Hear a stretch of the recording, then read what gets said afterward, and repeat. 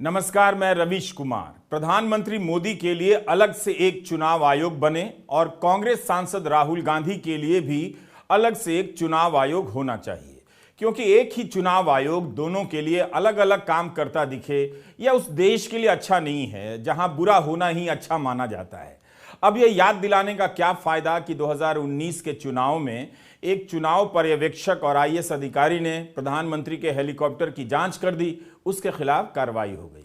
इसलिए मेरा कहना है कि जब तक आप दोनों के लिए अलग अलग चुनाव आयोग नहीं बना लेते, तब तक इस चुनाव आयोग को प्रधानमंत्री मोदी और राहुल गांधी के लिए अलग अलग शब्दों और मुहावरों और हो सके तो गालियों की भी सूची जारी कर देनी चाहिए और साफ साफ बता देना चाहिए कि प्रधानमंत्री जी, आप राहुल गांधी के लिए ये सब इस्तेमाल कर सकते हैं और अपने मन का भी इस्तेमाल कर सकते हैं, लेकिन राहुल गांधी जी, आप प्रधानमंत्री के लिए यही सब इस्तेमाल नहीं कर सकते और मन का भी नहीं कर सकते। अगर उन्हें रोटी खाने के लिए कहा गया है तो आप राहुल गांधी रोटी नहीं खा सकते हैं। राहुल के बोलते ही कोर्ट जाना, आयोग चले जाना, यह सब करने से अच्छा है कि मोदी सरकार को एक कानून लाना चाहिए कि राहुल को बोलने की इजाजत नहीं है। तब तक राहुल गांधी को भी कुछ नया करना चाहिए। अपने मंच को साइलेंस जोन घोषित कर देना चाहिए। रैली ग्राउंड के बाहर स्टॉप का ट्रैफिक साइन लगा देना चाहिए और बोलने के बजाय राहुल गांधी को स्माइली का इस्तेमाल करना चाहिए। मंच पर जाते ही वोट मांगने के लिए हाथ छाप वाली स्माइली का इस्तेमाल करें। इसके बाद चुप कराने या बोलने पर पाबंदी या बोलने पर खतरे की बात कहने के लिए राहुल गांधी इन स्माइली का भी प्रयोग करें। इस वाली का खासकर जिसमें होठों पर पतलून की जिप लगा दी गई है। पनौती बोलने की जगह इस वाली स्माइल का इस्तेमाल करना राहुल के लिए सही होगा। युवा बेरोजगारों के लिए राहुल रोने वाली स्माइली का इस्तेमाल कर सकते हैं। कर्ज में डूबे किसानों के लिए राहुल लाल रंग की गुस्से वाली स्माइली का इस्तेमाल कर सकते हैं। मोहब्बत की बात करनी हो तो हार्ट वाली कई प्रकार की स्माइलियां राहुल के काम आ सकती हैं। अदानी के लिए यह स्माइली ठीक रहेगी। काला चश्मा उद्योगपति को ज्यादा स्मार्ट बनाता है, मतलब भले कुछ और निकल आता है। राहुल गांधी को चक्कर और घन चक्कर वाली स्माइली का इस्तेमाल तब तब करना चाहिए जब जब उन्हें कहना हो कि पुरानी पेंशन लागू नहीं करते, क्यों नहीं लागू करते, जनता का ध्यान भटकाते रहते हैं। और जब बोलता हूं तो बोलने पर पहरा लगा देते हैं। यह कहने के बजाय राहुल इन स्माइली का प्रयोग करें। देश का लोकतंत्र खतरे में है और ज़ॉम्बी तंत्र बन गया है, इसे कहने के लिए इन सब स्माइली का इस्तेमाल कीजिए। प्रधानमंत्री को गले लगाना हो तो ये वाली स्माइली ठीक रहेगी और भाषण समाप्त होने पर नमस्ते वाली स्माइली का इस्तेमाल राहुल गांधी कभी ना भूलें। ऐसा करने से राहुल गांधी को कारण बताओ नोटिस जारी करना मुश्किल हो जाएगा, जो जारी हुआ है। इसलिए हमने राहुल गांधी को सुझाव दिया है कि वे स्माइली में भाषण दें। कैसा रहेगा, राहुल गांधी भी बताएं। जब किसी के बोलने पर इतना पहरा हो तो उसे स्माइली का ही सहारा लेना चाहिए। अगर इसी तरह से राहुल के बोलने पर कानून का सहारा लिया जाता रहेगा तो मेरी राय में राहुल गांधी को स्माइली के शरण में चले जाना चाहिए। स्माइली ही लोकतंत्र की आखिरी बची हुई भाषा है। अब अगर राहुल गांधी का फोन ईडी जब्त कर लेगी तब वे स्माइली का इस्तेमाल कैसे करेंगे, इसका जवाब मेरे पास नहीं है। राहुल तो कहते हैं कि कुछ भी कर ले उन्हें फर्क नहीं पड़ता, वे बोलना नहीं छोड़ेंगे, उनका फोन ले जाना है तो ले जाए। हम लड़ने वाले लोग हैं, हम पीछे नहीं हटेंगे। जितनी टैपिंग करनी है कर लो, कोई फर्क नहीं पड़ता, मुझे तो कोई फर्क नहीं पड़ता। अगर आपको मेरा फोन चाहिए मैं दे देता हूं, आपको उठा के ले लो। इसी तरह इस साल की शुरुआत में 2019 के भाषण निकालकर मुकदमे की सुनवाई शुरू कर दी गई और राहुल गांधी की सदस्यता भी चली गई। लोअर कोर्ट से लेकर हाई कोर्ट तक यही सब चला। कई हफ्तों के समय की बर्बादी के बाद सुप्रीम कोर्ट से उनकी सदस्यता बहाल हुई। इसलिए 2 चुनाव आयोग होने चाहिए, प्रधानमंत्री के लिए अलग, राहुल गांधी के लिए अलग। यही नहीं, 2 राज्यपाल होने चाहिए। जब से सुप्रीम कोर्ट ने कहा है कि राज्यपाल नाम मात्र के प्रमुख हैं, तब से एक राज्यपाल ऐसा बना दिया जाए जिसकी नियुक्ति काम मात्र के लिए हो। इनका नाम होगा काम मात्र राज्यपाल और काम नहीं करने वाले का नाम होगा नाम मात्र राज्यपाल। मुख्यमंत्री का नया पदनाम रख देना चाहिए, मात्र मुख्यमंत्री। इस पद का संबंध काम और नाम से नहीं है। आप देखेंगे कि प्रधानमंत्री कभी नहीं बोलेंगे कि यह सब चलता है, नोटिस की राजनीति नहीं करनी चाहिए, आयोग के पास नहीं जाना चाहिए।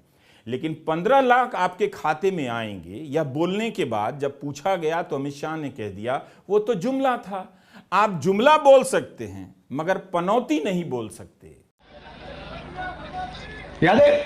हाँ, क्या पनौती? पनौती पनौती वो अच्छा भला वहां पे, अच्छा भला हमारे लड़के वहां पे वर्ल्ड कप जीत जाते, वो वहां पे पनौती हरवा दिया। टीवी वाले ये नहीं कहेंगे, टीवी वाले ये नहीं कहेंगे, मगर जनता जानती है। निंदा हो गई और इस बयान की आलोचना हो गई। क्या यह काफी नहीं था? इस शब्द से क्या इतनी दिक्कत हो गई? बीजेपी के ही सांसद इसका इस्तेमाल कर रहे हैं। मुख्यमंत्री कह रहे हैं कि जिस दिन गांधी परिवार के किसी सदस्य का जन्मदिन हो उस दिन मैच ना हो। बीजेपी खुद राहुल के लिए पनौती का इस्तेमाल करे वो सही है, मगर राहुल ने इस्तेमाल कर दिया, बीजेपी चुनाव आयोग चली गई। प्रधानमंत्री ने किसे बदनसीब कहा था और बदनसीब का मतलब क्या होता है? बदनसीब और पनौती में क्या फर्क होता है? एक नोटिस और गया है प्रियंका गांधी को कि उन्होंने अपने भाषण में बेबुनियाद बयान दिए हैं जिससे प्रधानमंत्री की छवि खराब हो सकती है, और प्रियंका को कारण बताओ नोटिस जारी किया गया है। आज जरा पूछिए ना, मोदी जी आते हैं तो, मोदी जी जो ये BHEL था जिससे हमें रोजगार मिलते थे, जिससे देश आगे बढ़ रहा था, इसका आपने क्या किया?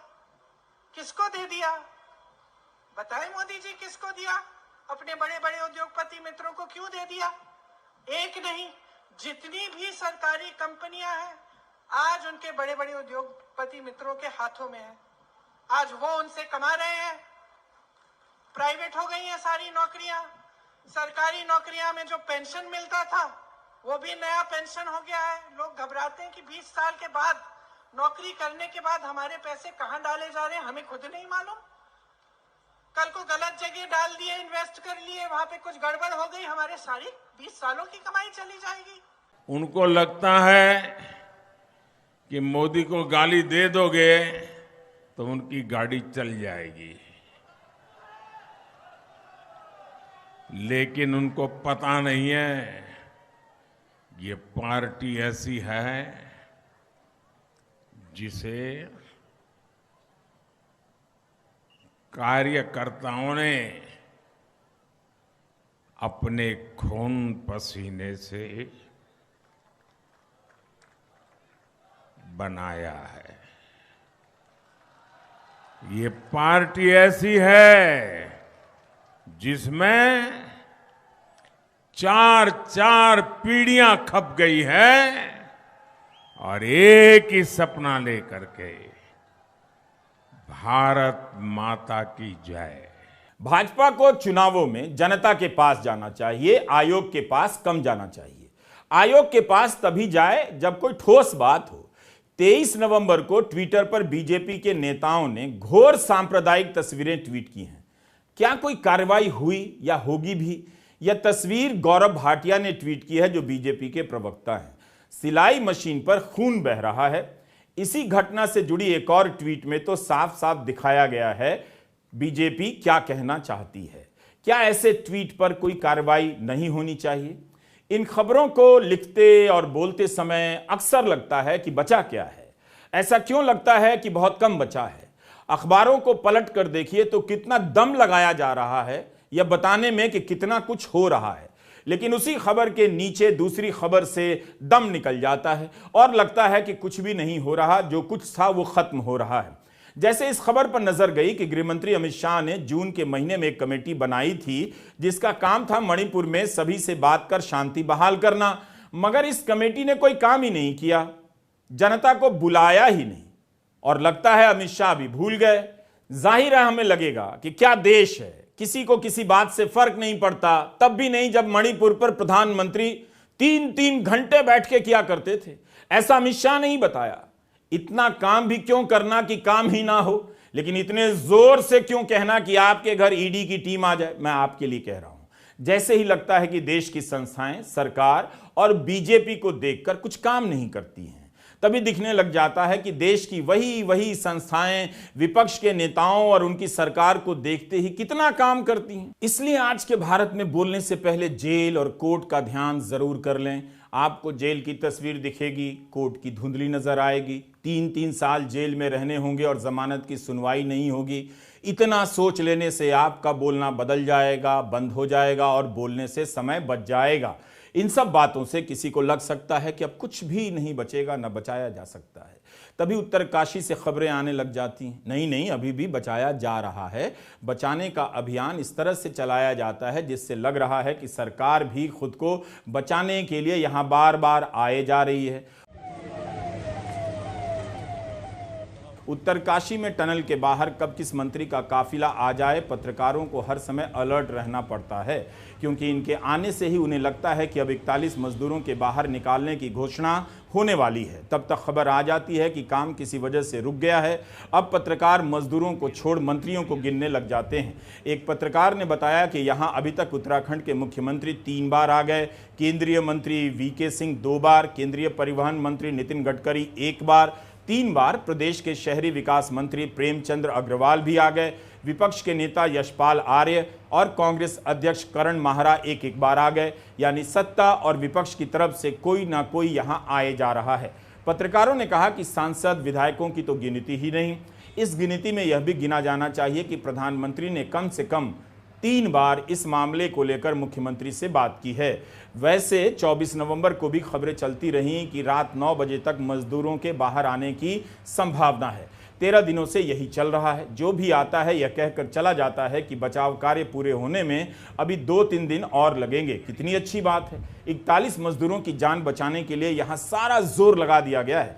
कहां से मशीनें आई हैं, ऑस्ट्रेलिया से एक्सपर्ट बुलाए गए, 41 मजदूरों को बचाने के लिए सब कुछ किया गया।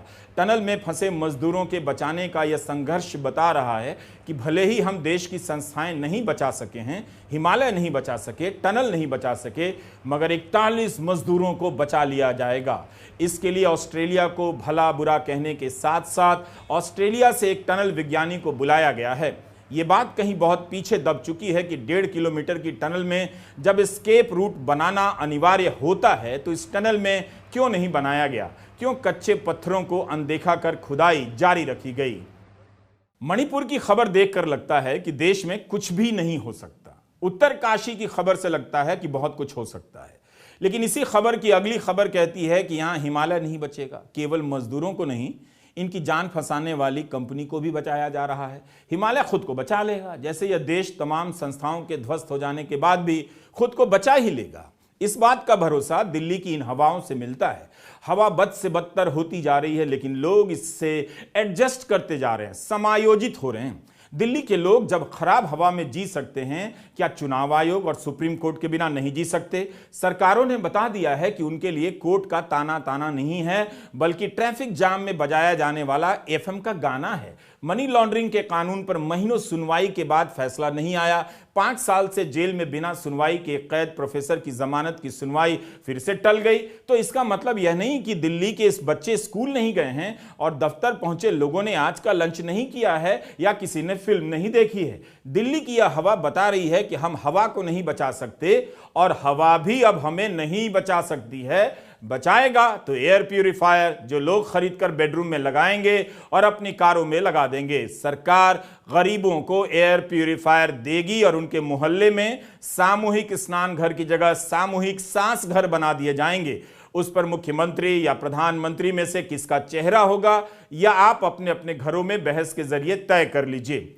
इसमें कोई डिबेट नहीं कि इस जहरीली हवा ने दिल्ली और देश में करोड़ों रुपए के एयर प्यूरिफायर बिजनेस खड़ा कर दिए हैं।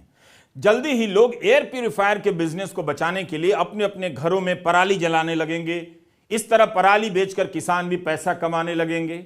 कल तक दिल्ली पंजाब पर आरोप लगा रही थी, आज पाकिस्तान पूरे भारत पर आरोप लगा रहा है। उनके यहाँ की हवा भी जहरीली हो गई है। लाहौर वाले भारत की हवा को जिम्मेदार बता रहे हैं। बस इसी एंगल की कमी थी। अब गोदी मीडिया अपनी जहरीली हवा पर गर्व करेगा और कार्बन और नाइट्रोजन से भरी इस हवा में राष्ट्रवाद भर देगा और आप छत पर जाकर जहरीली हवा में सांसें लेने लगेंगे। धीरे धीरे खींचेंगे, धीरे धीरे छोड़ेंगे। पाकिस्तान आ गया है, अब तो कहा भी नहीं जा सकता कि हवा बदलनी चाहिए, बल्कि यह कहना भी देशद्रोह हो सकता है। जल्दी ही कोई नेता आएगा, कहेगा कि यह जहरीली हवा बहुत काम की है, इसे नहीं बदलनी चाहिए। किसी को समझाना इतना आसान काम नहीं। समझने वाले की भी सोचिए, कितना प्रेशर है, वो कितना समझे। उसे तो अपना ही नहीं समझ आ रहा है, घर कैसे चले, जीवन कैसे चले। उसे हम और आप चाहते हैं कि सब कुछ समझा दें। समझाते समझाते स्वीडन का यह शहर थक गया तो इंटरनेट पर एक जुड़वां शहर बना दिया, बताने के लिए कि देख लो जलवायु परिवर्तन से तुम्हारे शहर में कैसी तबाही आने वाली है। जब मकान और तुम्हारी प्रिय प्रिय कारें डूबने लग जाएंगी तब कैसा लगेगा। आकर इस अपने जुड़वां शहर में देख लो, अपनी बर्बादी का भविष्य देख लो। उसी तरह से हम भी रवीश कुमार ऑफिशियल में आपको आपकी बर्बादी का भविष्य दिखाते रहते हैं। कितना कुछ हो रहा है इस देश में। जब राजनीति सेना का इस्तेमाल करती है तो कितनी चर्चा होती है, लेकिन जब राजनीति सेना का इस्तेमाल नहीं करती तब चर्चा ही नहीं होती। अब देखिए, जम्मू में आतंकवादियों ने हमला बोला, कई घंटे तक एनकाउंटर चला और इसमें भारत के 5 सैनिक शहीद हुए। इनमें बेंगलुरु के कैप्टन MV प्रांजल, आगरा के कैप्टन शुभम गुप्ता, पुंछ के हवलदार अब्दुल मजीद, नैनीताल के लांस नाइक संजय बिष्ट और अलीगढ़ के पैराट्रूपर सचिन लाउर शामिल हैं। इन राज्यों में चुनाव नहीं है, वरना प्रधानमंत्री, गृहमंत्री या कोई ना कोई मंत्री जरूर इनके घर जाता। इतने बड़े अफसरों और जवानों का आतंकियों के एनकाउंटर में मारा जाना अब किसे फर्क पड़ता है? पड़ता है। हम पूछ रहे हैं। राजौरी से पहले अनंतनाग में भी एक कमांडिंग अफसर और उनके डिप्टी शहीद हो गए। जम्मू पुलिस के अधिकारी भी शहीद हुए। 20 अप्रैल को पुंछ में 5 लोग शहीद हुए। इसमें हवलदार, सिपाही, लांस नाइक शामिल थे। 2 हफ्ते के बाद राजौरी में फिर से 5 लोग शहीद हुए। इनमें हवलदार, नाइक, लांस नाइक और 2 पैराट्रूपर थे। 4 अगस्त को कुलगाम में 3 लोग शहीद हुए। जम्मू के इलाके में आतंक सर कैसे उठा रहा है, इसका सवाल किससे पूछा जाए और जवाब मिलेगा भी तो क्या मिलेगा। ये सब कुछ नहीं चाहिए, मेरे ये प्रदर्शनी मत लगा यह आगरा है, शहीद कैप्टन शुभम गुप्ता का घर। मां की हालत नहीं देखी जाती है और ना हम दिखाना चाहते थे। यहाँ सरकार की तरफ से मंत्री तो पहुँचे हैं, लेकिन चेक देने का यह मौका सही नहीं लगा। हम इस पर कुछ कहना चाहते हैं। अच्छी बात है कि उत्तर प्रदेश सरकार की तरफ से मंत्री जी सांत्वना देने पहुँचे हैं, मगर क्या आपको लगता है कि इस समय माँ की हालत चेक लेने की है? क्या मंत्री जी को केवल सांत्वना जताकर नहीं लौट आना था? ऐसे वक्त में चेक देने की सरकारी रस्म से बचा जा सकता था। ऐसे मौके पर परिवार के लोगों की हालत चेक लेने की नहीं होती है। शायद सरकार कुछ दिनों का इंतजार कर सकती थी। 2020 से 2023 के जनवरी के बीच सेना के 135 जवान मारे गए हैं। पिछले साल संसद में सरकार ने एक लिखित जवाब में कहा कि 2020-21 के दौरान आतंकवाद की 437 घटनाएं हुई, 104 सुरक्षा बल मारे गए। धारा 370 हटाने के बाद आतंकवाद की यह सच्चाई आपके सामने है। नोटबंदी से आतंकवाद खत्म नहीं हुआ और धारा 370 हटाने के बाद भी आतंकवाद खत्म नहीं हुआ। इस बीच पाकिस्तान से क्रिकेट को लेकर रिश्ता सामान्य बना दिया गया। पाकिस्तान की टीम क्रिकेट खेलकर आई और चली भी गई, किसी को ऐतराज नहीं हुआ। सबने खेल भावना का सम्मान किया। अहमदाबाद में ही खेल भावना और खेल को राजनीति से अलग करने की मिसाल देते हुए भारत पाकिस्तान मैच हुआ। किसी ने 2 शब्द जवाब नहीं दिया कि पहले इसी टीम का विरोध क्यों हुआ, इस टीम को आने से क्यों रोका गया, लेकिन मैच हुआ। अहमदाबाद में ही फाइनल के मैच में खेल भावना और राजनीति सब मिलकर दालमोट में बदल गए। यह पहला मैदान है जहां खेल भावना का सम्मान हुआ और अपमान भी हुआ। इस बीच छठ पूजा समाप्त हो चुकी है। छठ के समय ट्रेन की इस हालत पर लोगों ने कहा कि आबादी बहुत है, सरकार भी क्या करे। द हिंदू ने लगातार 2 दिन आंकड़ों के साथ रिपोर्ट छाप दी। बताया कि ट्रेनों से जनरल और स्लीपर बोगियां हटाई जा रही। पूरा आंकड़ा दिया तो दिक्कत की वजह यह थी कि आम लोगों के लिए बोगियां हटाई जा रही थी, आबादी वजह नहीं थी। फिर अगले दिन हिंदू ने खबर छापी कि जनरल और स्लीपर क्लास हटाकर AC 3 का कोच बढ़ाया गया ताकि उससे मुनाफा हो। रेलवे घाटे में चल रही है। जब तक आप चिंता जाहिर करते हैं, कारणों को समझते हैं, रेल मंत्री बुलेट ट्रेन को लेकर ट्वीट कर देते हैं कि छोड़िए ट्रेन की बात है, ये देखिए बुलेट ट्रेन की पटरी कहां तक बन गई है, सपना देखिए। द हिंदू की इस रिपोर्ट की कितनी कम चर्चा है। आम लोगों के लिए कोच घटाए जा रहे हैं, उनकी यात्रा में कितना कष्ट शामिल है, मगर रेल मंत्री का वीडियो बताता है कि स्टेशन को 5 स्टार बनाया जा रहा है, जैसे जनरल क्लास, स्लीपर क्लास में चलने वाला 5 स्टार में आराम फरमाता है। संकट यह है कि हिंदी प्रदेश की विशाल जनता अंधेरे में रह रही है। जैसे ही उसकी आंखें खुलती हैं, सरकार का एक वीडियो आ जाता है कि सपना देखो, मगर हमारा वीडियो आपको उस सपने से जगाता है। रवीश कुमार ऑफिशियल सब्सक्राइब कीजिए और ज्वाइन भी। ज्वाइन करने का मतलब यह हुआ कि अपनी अपनी आर्थिक क्षमता के हिसाब से योगदान कीजिए। यूट्यूब में इसकी पूरी प्रक्रिया है, आप जानते हैं। खबरों को देखने का तरीका भी बदलिए और स्थान भी। जब तक आप अपनी कमाई का हिसाब नहीं लगाएंगे, उसमें कितनी वृद्धि हुई है, बचत का क्या हाल है, तब तक आप देश के इन चमकदार वीडियो को नहीं समझ पाएंगे। नमस्कार, मैं रवीश कुमार।